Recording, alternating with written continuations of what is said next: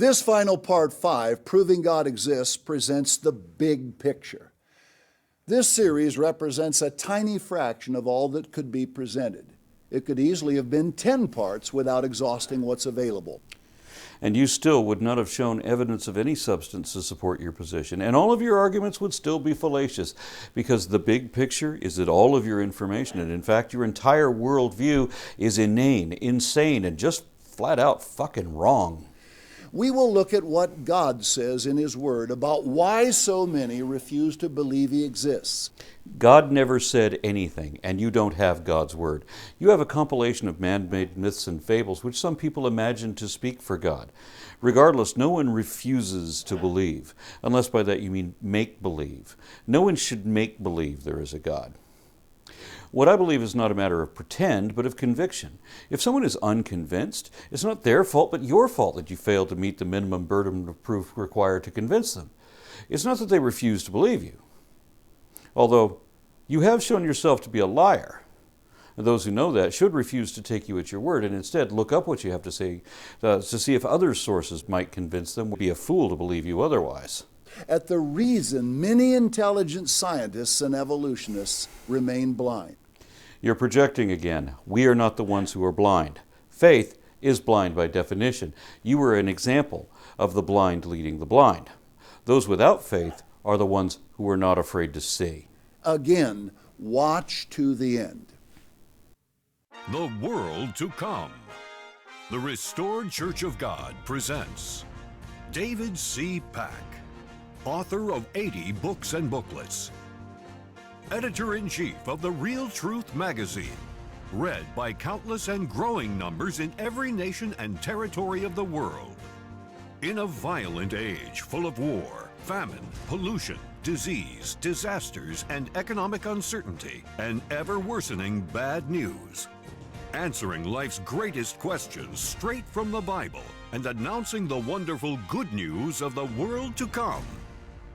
And now, David C. Pack. World-famous astronomist Carl Sagan came to believe God exists, that no other explanation for the universe was possible. Bullshit. You are such a liar. First of all, Carl Sagan was an astronomer, not an astronomist. Astronomy is not a religious belief. Second, Sagan was always very clear about the ability of science to provide natural explanation for the origin of the universe. He also understood the fact that gods were born out of ignorance and are such a silly idea as to be unworthy of serious consideration. What's your personal opinion? You know, put you on the spot a little bit. I'm a scientist, so I say I go where the evidence goes, not what I personally would like to. What is the evidence as you interpret it? I would love to believe. Your theory. I would love to believe that there was a God who made us, who's looking out for us. And loves us. Loves us. We need takes love. care of us.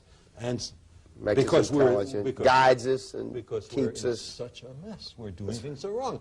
Then we would be relieved of the responsibility of taking care of ourselves. The voice would come from up above and say, don't pollute the atmosphere, stop the chlorofluorocarbons. Right. That's right. But that does not seem to be the case. We have to solve our own problems. We have to solve our own problems. A fascinating quote from his book, Pale Blue Dot, written after seeing a picture of Earth taken from Voyager 1, 4 billion miles away, brings powerful perspective to objective thinkers. But all of that is apparently lost on subjective wanna-believers like you. That's here. That's home. That's us. On it, everyone you love, you know, you ever heard of, every human being who ever was, lived out their lives. The aggregate of our joy and suffering, thousands of religions, ideologies, and economic doctrines, every hero and coward, creator and destroyer of civilization, king and peasant, every young couple in love, mother and father, hopeful child, inventor and explorer, every teacher of morals, corrupt politician, superstar, supreme leader, every saint and sinner in the history of our species lived there on a mote of dust suspended in a sunbeam. The earth is a very small stage in a vast cosmic arena. Think of the rivers of blood spilled by all those generals and emperors so that in glory and triumph they could become the momentary masters of a fraction of a dot. Think of the endless cruelties visited by the inhabitants of one corner of this pixel on the scarcely distinguishable inhabitants of some other corner. How frequent their misunderstandings, how eager they are to kill one another, how fervent their hatreds. Our planet is a lonely speck in the great enveloping cosmic dark. In our obscurity, in all this vastness, there is no hint that help will come from elsewhere to save us from ourselves. Yet the greatest help any could imagine is coming and is just over the horizon. No, you're fantasizing again, asserting baseless speculations as if it were a matter of fact. In other words, you're lying. And you're ignoring what Carl Sagan just said, because that proves you're lying again. You just recited where Carl Sagan said, "In our obscurity, in all this vastness, there is no hint that help will come from elsewhere to save us from ourselves." Having no hint of God means there is nothing to convince any thinking person that there is a God. And Sagan, unlike you, was a thinker, not a pretender. Finally, it has been said that astronomy is a humbling and character-building experience. There's perhaps no better demonstration of the folly of human conceits than this distant image of our tiny world. To me, it underscores our responsibility to deal more kindly with one another and to preserve and cherish the pale blue dot, the only home we've ever known. It is remarkable how all of the original sincerity of this beautifully considered sentiment can be ruined when read in your accent, tainted as it is with the arrogance of your ignorance. You are the antithesis of everything that made Carl Sagan great. And importantly, nothing he said here nor anywhere else implies or even allows that he might have believed in yours or any God. You made that up out of nothing, out of disrespect for the dead. Humbled by facts and reality, Carl Sagan knew God existed. You are so full of shit. What could you know about facts or reality or humility for that matter, since those who know you say that you think you are personally mentioned in the Bible? It's one thing to assert something as fact when it is not a fact. That's already a lie. But it's a lower level of dishonesty to state things as true that are not only not known to be true, but are known to be not true. And even you know are absolute bullshit. You have no justification or defense for such dishonest deceit. All should ponder his words. Yeah, that's a good idea. Let's do that. If the general picture, however, of a Big Bang followed by an expanding universe is correct, what happened before that? Was the universe devoid of all matter and then the matter suddenly somehow created? How did that happen? In many cultures, the customary answer is that a god or gods created the universe out of nothing. But if we wish to pursue this question courageously, we must, of course, ask the next question. Where did God come from? If we decide that this is an unanswerable question, why not save a step and conclude that the origin of the universe is an unanswerable question? Or, if we say that God always existed, why not save a step and conclude that the universe always existed, that there's no need for a creation, it was always here? These are not easy questions. Cosmology brings us face to face with the deepest mysteries, with questions that were once treated only in religion and myth. There you have it. Proof that Carl Sagan did not believe in any God, you lying sack of shit. Sagan wondered about the origin of all things, but died realizing he never knew the purpose for life. You can, and we will touch on it at the end. No. If you can't show it, you don't know it. If it can't be indicated or vindicated, verified or falsified, and there's no way to confirm the validity of your claims to any degree at all by any means whatsoever, then you cannot honestly claim to know what you only pretend to know. Especially when what you posit is unsupported, unprecedented, preposterous, and impossible. You still feign knowledge that you cannot and obviously do not actually possess, but you do not do it honestly. You are still lying. Beyond that, there is no intended purpose for life, and I think you are adequate proof of that. Many discuss proofs of God's existence, but none address why intelligent people do not and will not believe he does, no matter what. I'd like to think that you already answered your own question when you said intelligent people. But I know some intelligent people can make themselves believe ridiculous things for stupid reasons. So it's not enough to be intelligent. You have to be honest with yourself as well. Those who are not will lie to themselves, or they'll pay someone like you to lie to them. Because it is not that we refuse to believe or will not believe no matter what. You give me good reason and I will have no choice but to change my mind. The problem is you don't have that. You don't have good reason. Your reasoning is deeply flawed, and your dishonesty and your idiocy are not enough to pull the wool over my eyes. Evolutionists and atheists are deeply vested in their only alternative to accepting, believing in, and obeying God. Why? Because that too is a lie, and not just because ours is not the only option, but because we have instead a desire to understand reality as it really is. And that requires a commitment to truth, which is why all your arguments have always failed.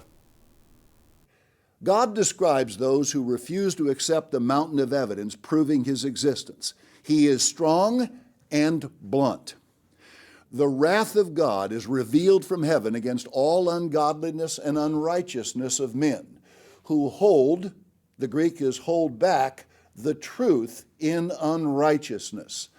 Because that which may be known of God is manifest, obvious in them, for God has showed it unto them. God hasn't shown anything to anyone. Truth is whatever we can show to be true, and nothing you've said meets that criteria, because your belief requires faith. That's why you were unable to provide even one thing that would qualify as evidence. You have a mountain of logical fallacies and unwarranted assumptions, but not one fact that is actually indicative of your position. Notice what follows. For the invisible things of him from the creation of the world are clearly seen, being understood by the things that are made, even his eternal power and Godhead, so that they are without excuse, because that when they knew God, they glorified him not as God, neither were thankful, but became vain in their imaginations, and their foolish heart was darkened. I warned it was strong. You lied. That was so weak. The passage you're citing referred only to a specific group of people at one particular time and has no relevance at all today, other than a comment on how different people's religious beliefs change and grow apart over time. None of those people knew God either. Modern science is without excuse when it chooses to believe evolution and chooses to ignore God's existence. We do not choose to believe what we can prove to be true, nor do we ignore what does not even exist or that we can prove to be false. Sane people have no choice but to accept reality as it is, as we can prove it to be. That's why religious beliefs match the definitions that psychiatrists give for a psychotic delusion. You've heard, there is none so blind as he who refuses to see. Yes, and you're giving a demonstration of that. If people refuse truth, evidence, clear proof of God's existence, it is willful blindness. You're giving a demonstration of that sort of willful blindness too, but of course you haven't provided any proof of your magic imaginary friend. Nothing that would qualify as evidence, and nothing you've said has been truth either. Your 5-part series has been nothing but a couple of hours of logical fallacies, willful ignorance, bewildering inanity, and continuous lies. Would that I could demonstrate that in a live debate with your ignorant ass. One where your deluded sheep could watch and see you fail to such degree that just their embarrassment for and of you would be enough to cure them of your influence. But, of course, we both already know why you would never allow that to happen. Remember, God states, the fool has said in his heart, there is no God. That too is a lie, because a fool is properly defined as one who too readily believes improbable nonsense from questionable sources on insufficient evidence. Whoa, is that you? So it's no surprise that both the Bible and the Quran give the exact opposite definition than the dictionary does, because they don't want religious believers to know they've been fooled. God used the Apostle Paul to underscore the real problem. That's not possible because God doesn't exist. Paul is just some guy who might have made up your whole religion by pretending to speak for God, just like you do and all the wannabe prophets before you. Professing themselves to be wise, they became fools and changed the glory of the uncorruptible God into an image made like to corruptible man. Wherefore God also gave them up to uncleanness through the lusts of their own hearts, who changed the truth of God into a lie, and worshiped and served the creature, that's creation, and scientists often do, more than the Creator, who is blessed forever. If by worship you mean that scientists have respect for and love for the natural world, then yes. But of course the word worship carries the connotation that one must also genuflect and prostrate oneself in obedient submission as an act of faith. And of course no scientist ever did that. Otherwise it does no good for you to try to reverse everything such that you know more than all the experts, or that they could ever be as foolish as you have proven yourself to be. For this cause God gave them up unto vile affections. And even as they did not like to retain God in their knowledge, God gave them over to a reprobate mind. The margin says, void of judgment. Then why is it only the science-minded and thus rationally thinking people can show that we even have judgment? This is clearly one more of the lies that men wrote into the Bible. But the moral of this story seems to be that if you don't pretend that God exists, then he has no power and has to give up. Whereas if God really existed, then this story would have had a different ending. Of course, if God really existed, then the Bible would be completely different than it is. God says he gave those who reject him minds void of judgment. They cannot think straight. They can see scientific facts, but cannot come to right conclusions. And you can't get them to. I know, I've tried. Are you sure you really tried? Because you don't seem to have made any honest effort in that direction at any point in this series. All you have done is show that you don't or won't know or understand anything. They won't bend, but will look at you piteously because you are ignorant. Don't succumb to their scorn. Such people are tragically confused. You're projecting again. Truth is on my side, and I think you and I both already know that I can prove that. That's why you disable comments on all your videos. You already know you're wrong and that you're unwilling to correct yourself. Choices they made early on caused God to make his own choice about what to do with their minds. The Bible reveals that God did this to them after they elevated themselves and began worshiping their own thinking.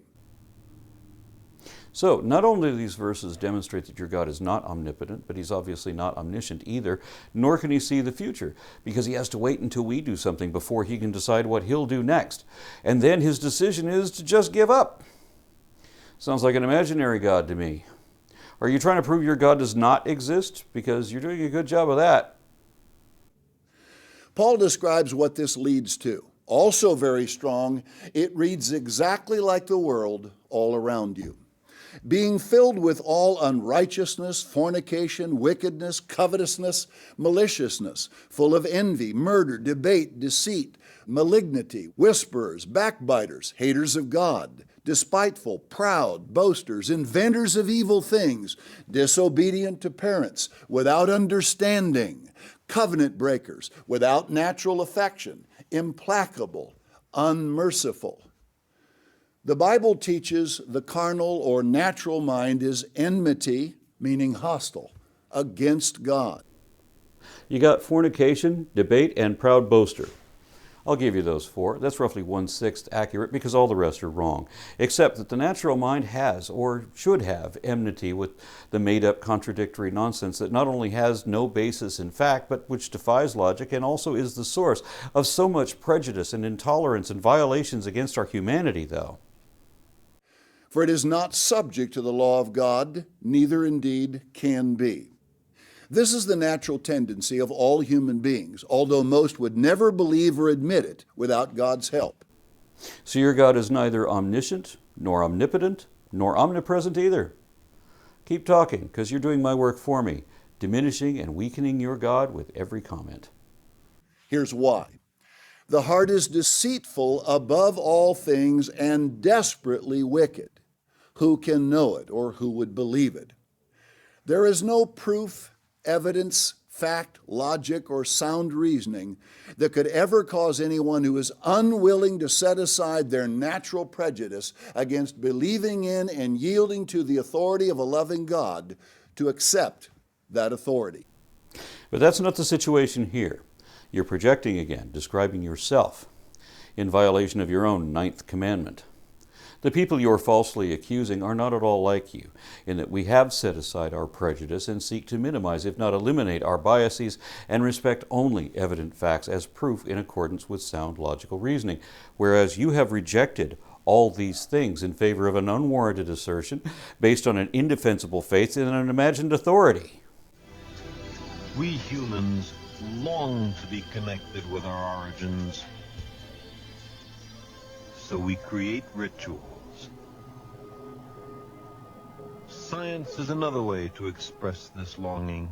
It also connects us with our origins, and it too has its rituals and its commandments.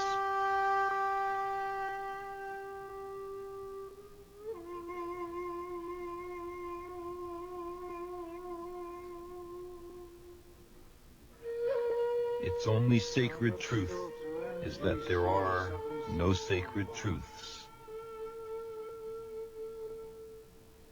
Temperature systems. All assumptions must be critically examined. Arguments from authority are worthless. Mode is imaging 3. AACS readout mode is telemetry. Transducer power is on.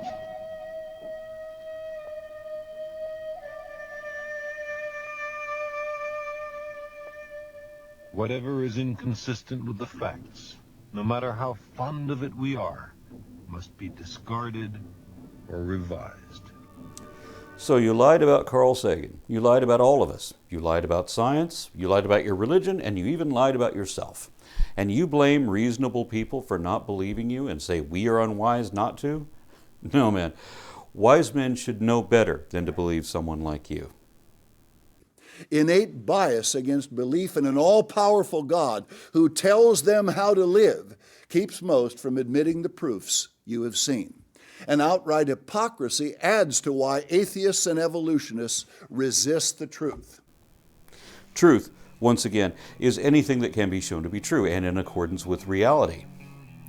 Neither of those things applies to anything you've said in this whole series, Mr. David C. Pack of Lies.